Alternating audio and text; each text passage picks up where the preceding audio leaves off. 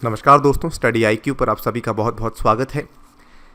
जैसा कि आपको मालूम होगा, हम लोग आने वाले यूपीएससी के सीएससी 2020 के मेंस एग्ज़ाम के लिए एक क्रैश कोर्स रन कर रहे हैं और उसी क्रैश कोर्स में हमने कई सारी वीडियोस अपलोड कर दी हैं।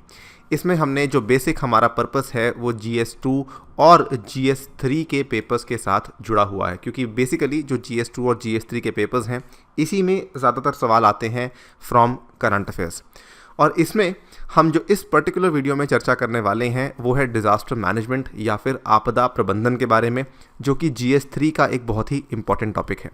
इस DM के टॉपिक में हमने ऑलरेडी सेट 1 को कवर कर लिया है। ये आपके सामने हम सेट 2 पेश करने वाले हैं, जिसमें हम DM से ही जुड़े हुए कुछ और टॉपिक्स कवर करेंगे। अगर ब्रीफली बात करें तो ये 3 टॉपिक्स हैं जो कि मैं इस वीडियो में कवर करने वाला हूँ डिज़ास्टर मैनेजमेंट से जुड़े हुए। ठीक है, एनीवेज, यदि आपने पुरानी वीडियोस को नहीं देखा है और आप देखने में इंटरेस्टेड हैं तो आप देख सकते हैं, क्योंकि एग्ज़ाम आने वाला है। जनवरी के पहले हफ्ते में एग्ज़ाम प्लान्ड है और एक प्लेलिस्ट बनी हुई है। आप उस प्लेलिस्ट के माध्यम से जो पुरानी वीडियोस हैं उनको एक्सेस कर सकते हैं। राइट, चलिए स्टार्ट करते हैं मेरे साथ। मेरा नाम है अनिरुद्ध। यदि आप लोग इस लेक्चर की या फिर मेरे पुराने लेक्चर्स की PDF को डाउनलोड करना चाहते हैं तो मेरे टेलीग्राम चैनल से कर सकते हैं, जिसका नाम है अनिरुद्ध सर। इसके अलावा सोशल मीडिया पे भी आप मेरे साथ जुड़ सकते हैं। अपनी क्वेरीज़ किसी भी एग्ज़ाम को लेके या फिर किसी भी सब्जेक्ट को लेके मुझे इंस्टाग्राम पे आप पूछ सकते हैं। स्टडी आईक्यू ऐप को डाउनलोड कर सकते हैं from the Google play store, और इस ऐप पे हमने आपकी यूपीएससी की तैयारी को आसान करने के लिए, प्रीलिम्स के लिए पर्टिकुलरली ये कोर्स लॉन्च किया है जिसका नाम है पास्ट प्रीलिम्स डिस्कशन कोर्स, जिसमें हमने पिछले 10 साल के पेपर्स को डिस्कस किया है सब्जेक्ट वाइज मैनर में। यदि आप आने वाले प्रीलिम्स की तैयारी कर रहे हैं, 2021 वाले प्रीलिम्स की तो इस कोर्स को ज़रूर बाय कीजिएगा। इस कोर्स को आप मात्र 12 से 13 दिन में ख़त्म कर सकते हैं और फिलहाल कुछ क्रिसमस के चलते अच्छे ऑफर्स भी चल रहे हैं जिनको आप अवेल कर सकते हैं।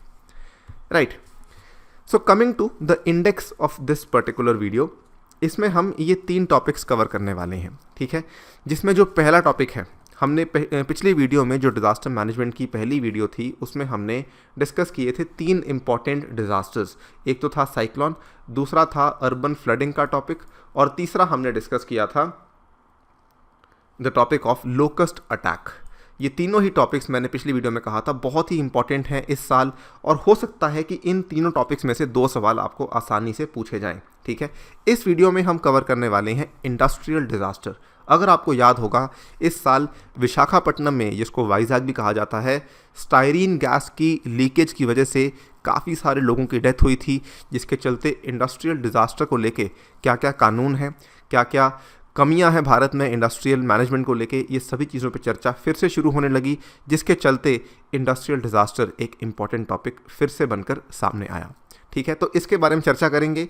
इसको लेके मैं पर्सनली मानता हूं कि सवाल आने के चांसेस काफ़ी कम हैं, लेकिन स्टिल क्योंकि इसको लेके जो कानून है उसको लेके बहुत चर्चा होने लगी। 5-6 कानून है भारत में जो कि गवर्न करते हैं कि यदि कोई औद्योगिक आपदा होती है तो उसको हैंडल करने का तरीका क्या है। वो जो 6 कानून हैं वो आपके साथ में कवर करूँगा। 6-7 कानून हैं, वो आपको डेफिनेटली मालूम होने चाहिए। ठीक है, सेकेंड इंपॉर्टेंट थिंग जो हम बात करने वाले हैं that is the national landslide risk management strategy. इसको लेके मैं समझता हूँ सवाल आने के चांसेस बहुत ही ज़्यादा हैं। ठीक है, तो इस बार कोई बड़ा डिज़ास्टर मैनेजमेंट प्लान ज़्यादा चर्चा में नहीं था, कोई बड़ा डिज़ास्टर पॉलिसी चर्चा में नहीं थी, लेकिन इस साल जो आपकी NLRSM, ठीक है, NLRMS, ये जो स्ट्रैटेजी है ये बहुत ज़्यादा इंपॉर्टेंट है। पिछले साल रिलीज़ किया गया था document national disaster management authority के द्वारा। एक प्रॉपर रणनीति बताई गई है कि किस तरीके से जो भूस्खलन की वजह से होने वाली जो जोखिम है उसको हम प्रबंधन के माध्यम से किस तरीके से कम कर सकते हैं। ठीक है, so very very important strategy. Complete एक 10 मार्क का या 15 मार्क का क्वेश्चन केवल इस पर्टिकुलर टॉपिक पे आ सकता है। नेक्स्ट तीसरा टॉपिक है जो कि अगेन मेरे अकॉर्डिंग सवाल पूछे जाने के चांसेस बहुत ही ज़्यादा हैं, क्योंकि इस बार अगर आप देखें जितने भी डिज़ास्टर हुए इसमें बहुत कवरेज इस चीज़ को मिली कि जो लोग पर्सन्स विद डिसेबिलिटी हैं, जो लोग डिसेबल्ड लोग हैं, उनको डिज़ास्टर्स किस तरीके से अफेक्ट करते हैं, किस तरीके से प्रभावित करते हैं, इस चीज़ की चर्चा अक्सर होती थी, लेकिन अभी तक कोई प्रॉपर गाइडलाइंस या कुछ प्रॉपर ऑब्जर्वेशंस नहीं हुई थी। इस बार पहली बार जो गृह मंत्रालय है उन्होंने जो डिसेबिलिटी के साथ जो जुड़ा हुआ प्रॉब्लम है डिज़ास्टर्स का, उसको प्रॉपरली एक्नॉलेज किया, उसको रिकग्नाइज़ किया और उसको लेके इन्होंने बताया है क्या क्या प्रॉब्लम्स आती हैं, क्या क्या चीज़ें हैं जो कि हम कर सकते हैं सो दैट ये प्रॉब्लम्स थोड़ी सी कम हो सकें। So topic number 2 and topic number 3 as per me are very very important. और डिज़ास्टर मैनेजमेंट में मैं आपको इसलिए बता रहा हूँ, अक्सर एक ना एक सवाल यूपीएससी ऐसा पूछती ही है जो कि थोड़ा सा ऑफ ट्रैक होता है, जो कि थोड़ा सा नॉन बेसिक होता है, मैं कहूँगा इतना आसान नहीं होता और आपने कभी सुना नहीं होता। तो उस टाइप के क्वेश्चंस को कवर करने के लिए आई थिंक ये वाला टॉपिक काफ़ी क्वालिफाई करता है, आपको इस टॉपिक से सवाल आने के पूरे चांसेस हैं, right. So anyways without wastage of any more time हम स्टार्ट करने वाले हैं टॉपिक नंबर 1 को, जिसका नाम है इंडस्ट्रियल डिजास्टर। जैसा कि आप देख पा रहे हैं, मई 7 2020 को Vizag gas leak from LG polymers plant kills 11। सो ये एलजी पॉलीमर्स जो कंपनी का नाम है, LG polymers India private limited, इनकी एक फैक्ट्री है जहां से स्टाइरीन गैस लीक हुई, ठीक है। और जब ये गैस लीक हुई तो इसकी वजह से कई सारे लोगों की मृत्यु भी यहाँ पे हुई। This brought again the issue of industrial disasters in the country. So industrial disasters का जो मुद्दा है, आपको ध्यान होगा जो सबसे ज़्यादा खराब इंडस्ट्रियल डिजास्टर इंडिया ने देखा है that is the Bhopal gas tragedy, ठीक है। ऐसा नहीं है कि उसके पहले नहीं हुए थे, लेकिन जिस स्तर पर, जिस पैमाने पर वो वाली ट्रेजेडी हुई थी, उसके बाद ऐसी आपदाएं चर्चा में बहुत ज़्यादा रहने लगी और अब फिर से ये वाली ट्रेजेडी की वजह से ये चीज़ फिर से सामने आ चुकी है। क्या होता है इंडस्ट्रियल डिजास्टर, इसको समझ लेते हैं। So industrial disasters are basically large scale industrial accidents, large scale environmental pollution and product injury cases, ठीक है। सो इसमें आपको देखिए कोई डेफिनेशन में कभी भी आप इस नॉर्मली हम डेफिनेशन में क्या करते हैं, इस चीज़ को समझिए। कभी भी कोई भी हम डिज़ास्टर की डेफिनेशन करते हैं तो हम क्या बोलते हैं कि एक कॉज देते हैं और एक आउटकम देते हैं, राइट।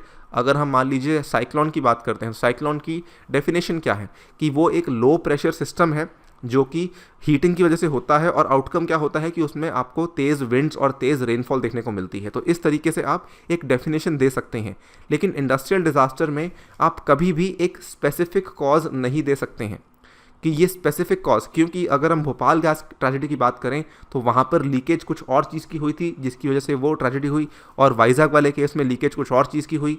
सो यहाँ पर आप कभी प्रिसाइज कोई कॉज नहीं दे सकते हैं, और अगर आप डेफिनेशन को कॉज और आउटकम वाले तरीके से बनाने की कोशिश करेंगे तो आपका जो डेफिनेशन है काफ़ी बड़ा हो जाएगा। सो बेसिकली इंडस्ट्रियल डिजास्टर्स आपके बड़े पैमाने पे होने वाले इंडस्ट्रियल एक्सीडेंट्स हैं, ठीक है, जिसकी वजह से लार्ज स्केल इंडस्ट्रियल पोल्यूशन भी हो सकता है एंड प्रोडक्ट इंजरी केसेस भी हो सकते हैं। अब जो स्टाइरीन गैस है यहाँ पे, इसकी वजह से एनवायरनमेंट को इतना प्रॉब्लम नहीं होगा, लेकिन जो लोगों को प्रॉब्लम काफ़ी ज़्यादा हो सकता है और हुआ भी है। 11 लोग मरे भी हैं, इससे भी कई ज़्यादा लोग मरे हैं जो कि यहाँ पे शायद रिपोर्ट ना हुए हों। सो बेसिकली इंडस्ट्रियल डिजास्टर्स में आप कॉज आउटकम वाला जो मेथड है उसको नहीं अपनाएंगे। It is a large scale industrial accident which can cause environmental pollution and can also cause injuries और deaths to humans. These disasters have the potential for killing, injuring or otherwise affecting large number of people and natural environment. इनकी क्षमता है कि ये लोगों के साथ साथ जो आपका प्राकृतिक वातावरण है उसको भी भारी रूप में अफेक्ट कर सकते हैं, ठीक है। इसमें ये प्रॉब्लम्स बढ़ क्यों गई हैं? ऑब्वियसली जितना ज़्यादा आपके उद्योगों में मैकेनाइजेशन, जितनी ज़्यादा मशीनरी यूज़ होगी वहाँ पे उतनी प्रॉब्लम हो सकती है, कहीं पे कोई छोटी मोटी गलती हो जाए। जितनी ज़्यादा बिजली यूज़ होगी कोई शॉर्ट सर्किट हो सकता है। केमिकलाइजेशन, जितने केमिकल्स यूज़ होंगे, जितने इंडस्ट्रियल केमिकल्स, जितने एक्सप्लोजिव्स वगैरह यूज़ होते हैं तो वहाँ पर भी कहीं ना कहीं कोई दिक्कत आ सकती है। सोफिस्टिकेशन, जितनी आपकी इंडस्ट्रीज़ बेसिकली सोफिस्टिकेट होती रहेंगी, जितना आपकी इंडस्ट्रीज़ मॉडर्न होती रहेंगी, वहाँ पर ऐसे केसेस होने की संभावना भी बढ़ती रहती है। सो एज वी से कि हर एडवांस का कुछ ना कुछ फ़ायदा होता है लेकिन नुकसान भी होता है। तो ये वही चीज़ है कि everything has a flip side. अगर फ़ायदा है तो नुकसान भी है, जिसकी वजह से ऐसी प्रॉब्लम्स काफ़ी बढ़ चुकी हैं। अगर हम रीजंस की बात करें, अगर आपको सवाल आता भी है तो सवाल इसी टाइप से आएगा कि क्या क्या कारण है जिसकी वजह से हो रहे हैं। यहाँ पे 6-7 कारण हैं, हम डिस्कस करेंगे। इन केस क्वेश्चन आता है तो ये सभी के सभी 6-7 कारण आपको यहाँ पे मेंशन करने होंगे। सबसे पहले chemical manufacturing is in the small and medium sectors. तो यहाँ पर जो केमिकल मैन्युफैक्चरिंग होती है ये अक्सर लघु उद्योगों में होती है, जिनकी एबिलिटी काफ़ी सीमित है to invest in industrial and environmental safety. आपने देखा होगा जो छोटी इंडस्ट्रीज़ हैं वहाँ पर इवन दो अगर वो कुछ सेंसिटिव चीज़ों के साथ काम कर रहे हैं लेकिन वो सेफ्टी फीचर्स में उतना इन्वेस्ट नहीं करते हैं, निवेश नहीं करते हैं। सेकेंडली, आपने ये भी देखा होगा कि इंडस्ट्रीज़ में और ये केस केवल इंडिया में नहीं है, ये डेवलपिंग कंट्रीज़ के साथ ट्रू है कि जो डेवलपिंग कंट्रीज़ हैं, जो विकासशील देश हैं, यहाँ पे लॉन्ग टर्म ट्रेनिंग पे इतना फोकस नहीं होता, ठीक है। जो उसके बाद हम स्किल डेवलपमेंट पे इतना फोकस नहीं होता, जिसकी वजह से कैजुअल लेबर होती है, इसको हम कैजुअलाइजेशन ऑफ लेबर भी कहते हैं। Unavailability of adequate personal protection equipment भी इतना अवेलेबल नहीं है, हेल्थ एंड सेफ्टी सपोर्ट भी उतना अवेलेबल नहीं है। सो ये जो हमने इनफैक्ट इकोनॉमी में एक टॉपिक डिस्कस किया था टेक्निकल टेक्सटाइल्स का, सो लोगों के पास टेक्निकल टेक्सटाइल्स अवेलेबल नहीं है, जिसकी वजह से they are easily exposed to such leakages जब कभी ऐसी इंडस्ट्रीज में से लीकेज होती है। Obviously low level of awareness है, जागरूकता का जो स्तर है वो काफ़ी कम है। अगेन ये चीज़ केवल भारत में नहीं है, ये जितने भी विकासशील देश हैं उन सभी देशों में ये प्रॉब्लम आपको देखने को मिलती है, सेफ मशीनरी को लेके, अनसेफ प्रैक्टिसेस को लेके, ठीक है। कई बार आपने देखा होगा, कुछ मूवीज़ में देखा होगा किस तरीके से जो गैसेस लीक होती हैं या फिर कुछ तरीके से जो लेबरर्स हैं वो अपनी हेल्थ को डेंजर में डालते हैं बिकॉज उनको काम करने के तरीके सही से नहीं मालूम होते। Poor management systems, even poor reporting systems add to the problem, तो ये चीज़ भी है। सो इसमें it is not just the worker who is to be blamed, in fact जो एम्प्लॉयर है वो भी यहाँ पे इक्वली टू बी ब्लेम्ड है, क्योंकि जो मैनेजमेंट के सिस्टम्स हैं, प्रबंधन की जो प्रणाली चलती आ रही हैं वो भी काफ़ी ज़्यादा वीक हैं, काफ़ी ज़्यादा ख़राब हैं। Further labour falls in the concurrent list, तो ये बड़ी प्रॉब्लम है, क्योंकि लेबर कंकरेंट लिस्ट में फॉल करती है तो आपको मालूम होगा अभी ड्राफ्ट लेबर कोड की बात चल रही है, लेकिन उसके बावजूद भी, ड्राफ्ट लेबर कोड आने के बावजूद भी अगर आप देखें जो अभी एग्जिस्टिंग कानून जितने भी हैं, फिर भले वो राज्य सरकारों के हों या फिर वो केंद्र सरकारों के हों, जिसमें माना जाता है कि 200 से अधिक कानून तो केंद्र सरकार के ही हैं, उसके बाद कई सारे कानून राज्य सरकारों के होते हैं, जिसकी वजह से इतने ज़्यादा कानून होते हैं कि एग्जैक्टली क्लैरिटी नहीं मिलती है रेगुलेशंस को लेके कि क्या क्या रेगुलेशंस हैं जिनको कि एक इंडस्ट्री को फॉलो करना है। So because of this the law is not very very simple. उसके बाद रिलैक्सेशन ऑफ इंडस्ट्रियल रेगुलेशंस, यहाँ पर सरकार क्या करती है, कई बार बिज़नेस को आसान करने के लिए, ईज़ ऑफ डूइंग बिजनेस को बढ़ावा देने के लिए वो रेगुलेशंस को कभी कभार रिलैक्स कर देती है, जिसकी वजह से अक्सर जो इंडस्ट्रीज़ हैं वो सेफ्टी फीचर्स में उतना इन्वेस्ट नहीं करते हैं। सो ये भी एक प्रॉब्लम आ चुकी है। Inability of states to strengthen their labour bureaus and environment protection units. So basically मेरा मुद्दा आपसे डिस्कस करने का ये है कि whenever you are talking about reason for industrial disasters ना, सो आपको अलग अलग लेवल्स पर बात करनी है कि लीगली भी इसमें दिक्कतें आती हैं, लीगली के साथ साथ इसमें ह्यूमन रिसोर्स के लेवल पर दिक्कत आती हैं, यानी कि इकोनॉमी के लेवल पर दिक्कतें आती हैं। तो ये सभी चीज़ें आपको डिस्कस करनी होंगी, अलग अलग हेड्स बन सकते हैं इसमें, जिसके थ्रू बता सकते हैं कि इंडस्ट्रियल डिजास्टर्स क्यों होते हैं, ठीक है। अगर हम बात करते हैं, this was the main reason I wanted to discuss the topic with you, कि ये 6 कानून हैं जो आपको मालूम होने चाहिए विद रिगार्ड्स टू कि इंडस्ट्रियल डिजास्टर्स को लेकर भारत में कौन से कानून हैं जो कि लागू किए गए हैं। इसमें ज़्यादा आपको पूरा टेबल बनाने की बिल्कुल आवश्यकता नहीं है, लेकिन 6 के 6 कानून प्लीज़ याद कर लीजिए। एनवायरमेंट प्रोटेक्शन रूल्स, ठीक है, जो आपका EPA के तहत दिए गए हैं 1986। उसके बाद हजार्डस वेस्ट मैनेजमेंट रूल्स, इसको लेके थोड़ा अपग्रेडेशन भी किया गया है।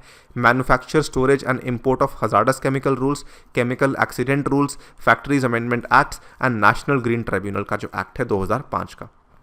ये सभी के सभी कानून कुछ ना कुछ कहते हैं कि किस तरीके से हमें इंडस्ट्रियल डिजास्टर्स के साथ डील करना है। For example environment protection rules कहता है कि set discharge and product standards, की आपका क्या क्या जो सामान है जो कि डिस्चार्ज हो रहा है इंडस्ट्री से, क्या क्या स्टैंडर्ड्स हैं जो कि सेट करने इंपॉर्टेंट हैं। सिमिलरली अगर हम बात करते हैं NGT की, act provides for the principle of no fault liability, which means that the company can be held liable even if it had done everything in its power to prevent the accident। So यहाँ पर ये आपको direct question आएगा तो directly ऐसे ही आएगा कि what are the various legal provisions which have been provided in India in order to deal with the increasing problem of industrial disasters। उस केस में आपको पहले बताना होगा कि इंडस्ट्रियल डिजास्टर्स क्या होते हैं।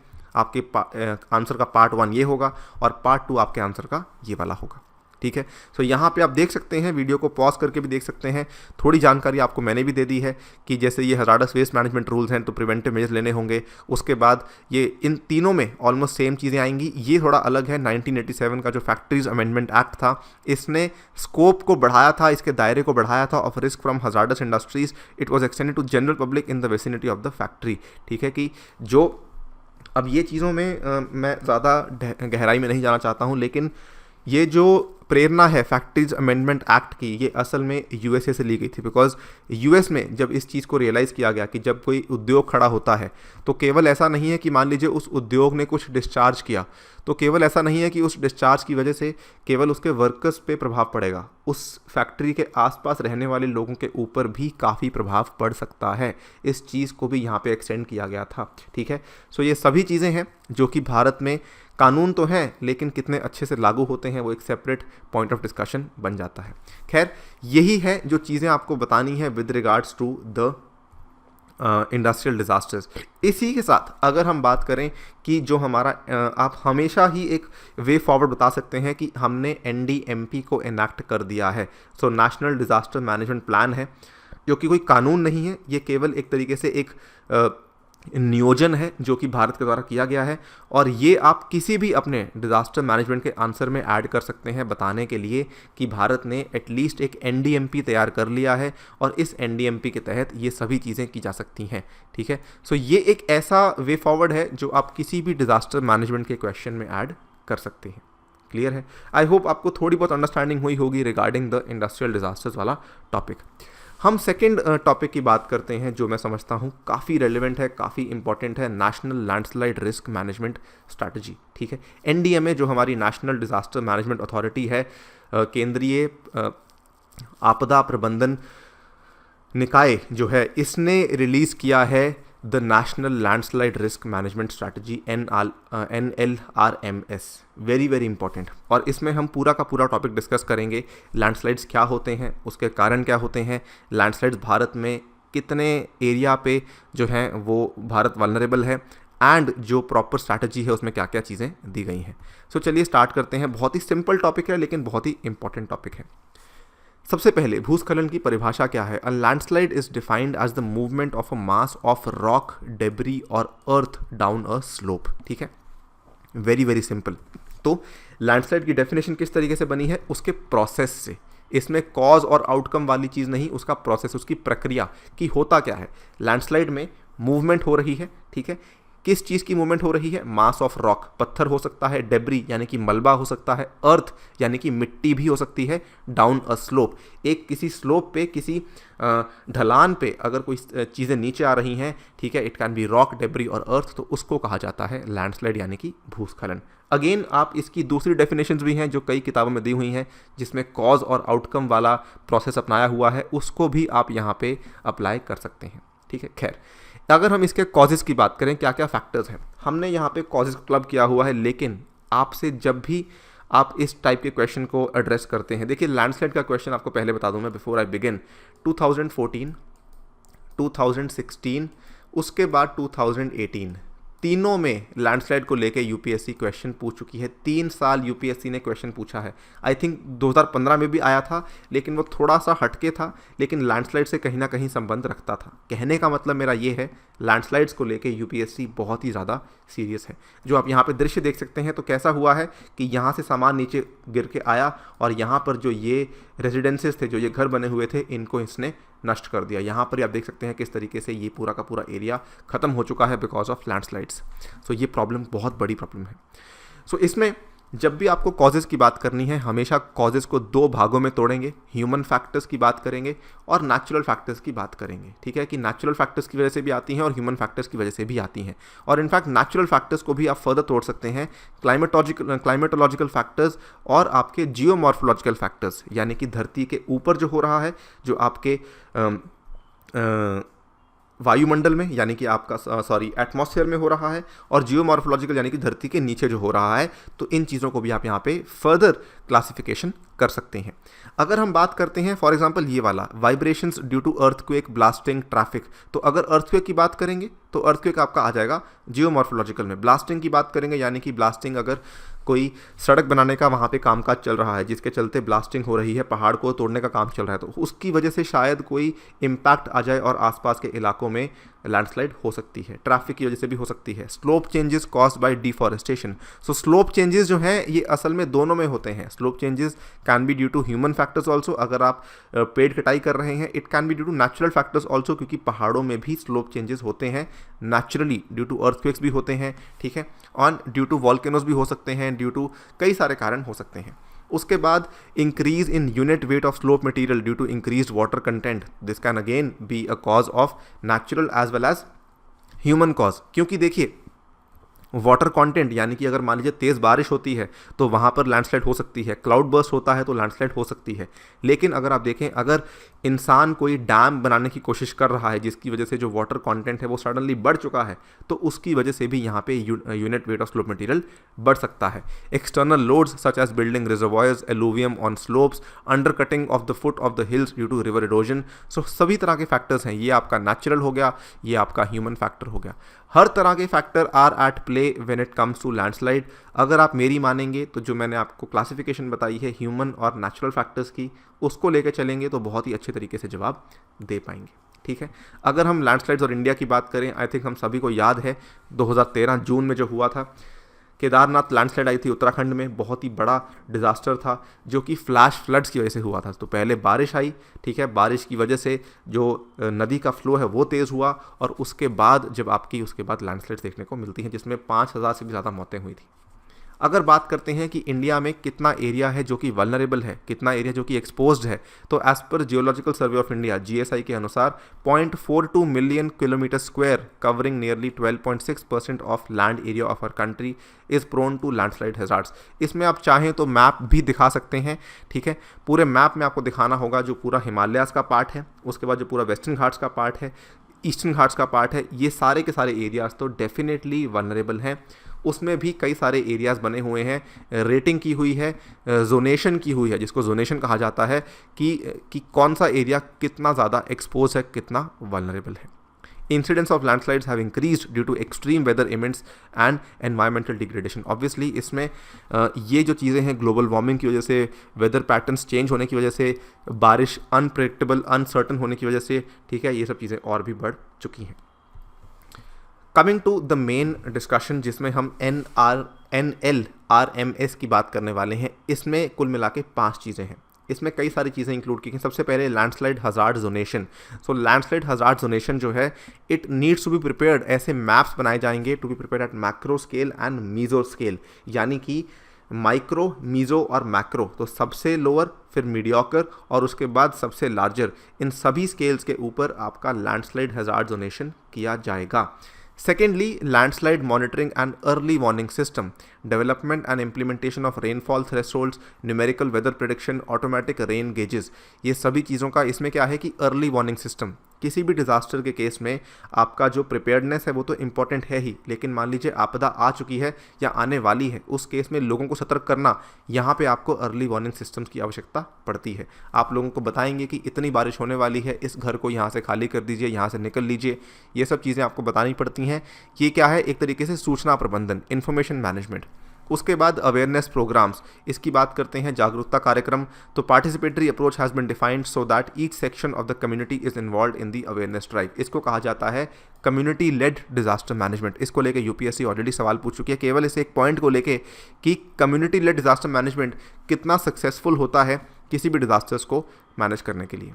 Capacity building and training of stakeholders, ये क्या है, ये बेसिकली प्रशिक्षण करना है उन सभी लोगों का जो कि इस पूरे प्रोसेस में जुड़े हुए हैं, और इसमें सभी तरह के लोग आते हैं, यानी कि जो लोग फॉर एग्जांपल वहाँ पे सड़क बन रही है, तो जो वहाँ पे इंजीनियर्स हैं, जो वहाँ पे साइंटिस्ट हैं, जो मान लीजिए वहाँ पे लोग रहते हैं, जो वहाँ पे कम्युनिटीज़ हैं, जो वहाँ के लोग हैं, तो हर तरह के लोगों की कैपेसिटी बिल्डिंग करनी ज़रूरी है। Creation of centre for landslide research studies and management to create a techno scientific pool of expertise in the country, this is something जो कि इस पॉइंट में आता है। Preparation of mountain zone regulations and policies, so इसमें क्या है, very similar to point number 1, जैसे आप जोनेशन कर रहे हैं लैंडस्लाइड हज़ार्ड जोनेशन की, सो लेकिन आपको पॉलिसीज़ की भी आवश्यकता है, माउंटेन जोन रेगुलेशन। अब इसमें क्या है कि आप ऐसा नहीं कर सकते कि आपने केवल एक हिमालयस के लिए एक पॉलिसी निकाल दी, जी नहीं, वो चीज़ काम नहीं करेगी। मतलब जो चीज़ जम्मू कश्मीर में काम करेगी शायद वो चीज़ सिक्किम में काम नहीं करेगी, या फिर वो चीज़ अरुणाचल में काम नहीं करेगी, उत्तराखंड में काम नहीं करेगी, ठीक है।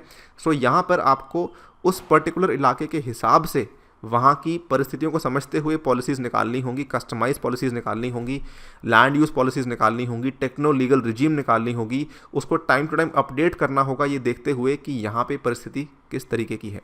सो ये कुछ बेसिक पॉइंट्स हैं जो कि इस पर्टिकुलर स्ट्रैटेजी में दिए गए हैं। आप इन्हीं पॉइंट्स के ऊपर काफ़ी एक्सपैंड कर सकते हैं, लेकिन अगर आपको ये क्वेश्चन आता है, आपके आंसर में ये 5 हेडिंग्स होनी बिल्कुल आवश्यक हैं, ठीक है। इसके बगैर आपको मार्क्स नहीं मिलेंगे। So this is what is in the national landslide risk management strategy. इसी के साथ इस टॉपिक को समाप्त करते हैं। नेक्स्ट और आखिरी टॉपिक की बात कर लेते हैं।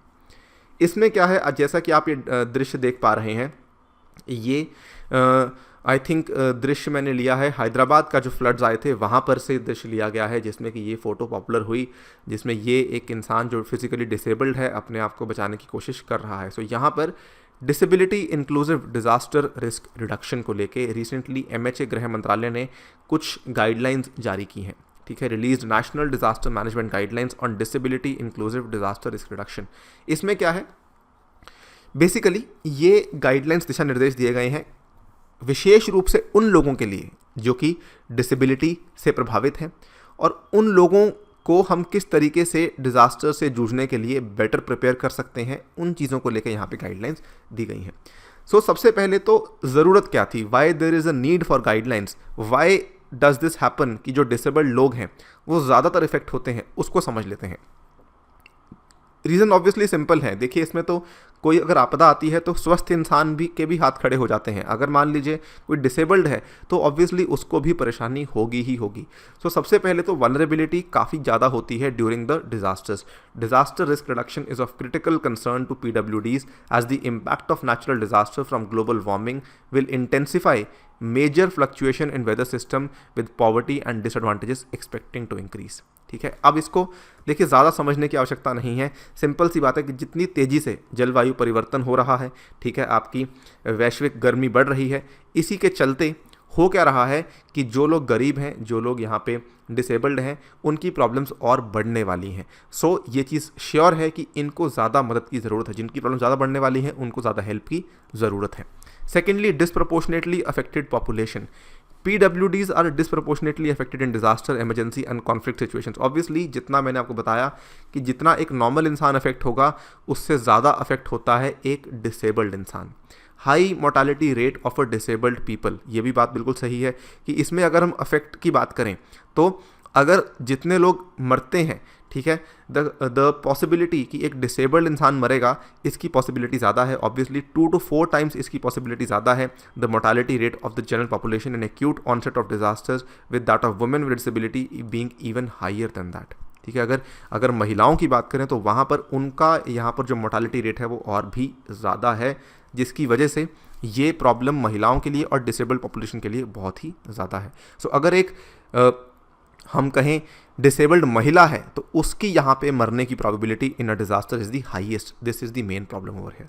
फर्दर बात करते हैं अंडर प्रिपेयर्डनेस। ऑब्वियसली प्रिपेयर्ड तो नॉर्मल लोग भी नहीं होते, प्रिपेयर्ड तो सरकारें भी कई बार नहीं होती। तो इमेजिन कीजिए कि जो डिसेबल्ड लोग हैं वो कितना प्रिपेयर्ड होते होंगे। Their vulnerabilities are also linked to a lack of understanding about disabled citizens needs in times of disasters, under preparedness of disaster management personnel to serve their needs and their general socio economic conditions. Social discrimination, जितना भी हम कह लें, आज की date में भी जो भेदभाव होता है सामाजिक स्तर पर वो आज भी काफ़ी ज़्यादा है। जो सोशल एटीट्यूड्स हैं टूवर्ड्स द डिसेबल्ड ग्रुप वो आज भी काफ़ी ज़्यादा कॉम्प्रोमाइज़ हैं, जिसकी वजह से लोग इनकी हेल्प करने भी सामने नहीं आते हैं। और भारत में 2.1% ऑफ टोटल पॉपुलेशन है जो कि आज की डेट में डिसेबल्ड है, और ये रिपोर्टेड पॉपुलेशन है। हो सकता है और भी कई सारे लोग डिसेबल्ड हों, विच मीन्स कि यहाँ पर हमें इनकी हेल्प करने की आवश्यकता तो डेफिनेटली है ही है। So need of the hour था कि मिनिस्ट्री ऑफ होम अफेयर्स इस चीज़ को रिकग्नाइज करे और इस चीज़ में कुछ ना कुछ करे। अब फाइनली उन्होंने कर दिया है। गाइडलाइंस में क्या दिया गया है वेरी क्विकली देख लेते हैं। Practical directions to support implementation mechanism of DIDRR। सो DIDRR क्या है? Disability inclusive disaster risk reduction, ठीक है, ये आपका DIDRR है। Strengthen the implementation process on providing appropriate support to person with disability की जो इम्प्लीमेंटेशन प्रोसेस, जो लागू करने की प्रक्रिया है, उसको और ज़्यादा मजबूत करने की आवश्यकता है। Empower person with disability and their respective organisation to contribute to all aspect of DIDRR, यानी कि हम उनका भी प्रशिक्षण करेंगे, उनकी कैपेसिटी बिल्डिंग करेंगे, उनका स्किल डेवलपमेंट करेंगे, उनके कौशल का विकास करेंगे। Conducting census and survey of people with disabilities की हमारे पास पूरा का पूरा एक सर्वेक्षण होना ज़रूरी है, ठीक है।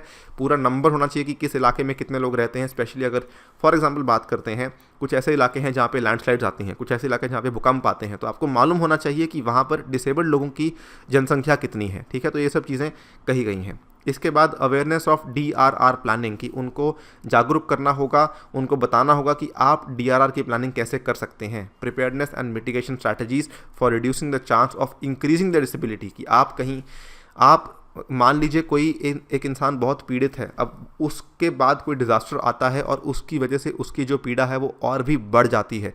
सो यहाँ पे कोशिश यही होगी कि हम ऐसी रणनीतियाँ बनाएं कि उनकी जो डिसेबिलिटी है वो और ना बढ़े। Early warning system mechanism for informing person with disability through audio and sign languages के प्रावधान भी दिए गए हैं। हालांकि कुछ हुआ नहीं है, लेकिन दिशा निर्देश अभी दिए गए हैं, इसके बाद काम होना शुरू होगा। सो दिस इज़ समथिंग जो कि अब रिकग्नाइज़ किया गया है। मैं समझता हूँ काफ़ी इंपॉर्टेंट पार्ट है ये डिज़ास्टर मैनेजमेंट का। And as a told you in the beginning, ये आपको लग रहा होगा टॉपिक थोड़ा सा कि इतना एक्सटेंसिव टॉपिक नहीं है, लेकिन सवाल आने के चांसेस बहुत ज़्यादा हैं, क्योंकि डिज़ास्टर मैनेजमेंट में यूपीएससी अक्सर कोई टेढ़ा मेढ़ा टॉपिक डेफिनेटली इंक्लूड करती है। इसी के साथ मैं आपसे लेता हूँ विदा, और इसी के साथ हमने डिज़ास्टर मैनेजमेंट के टॉपिक को भी कर दिया है wind up. And thank you for listening, stay tuned and stay safe.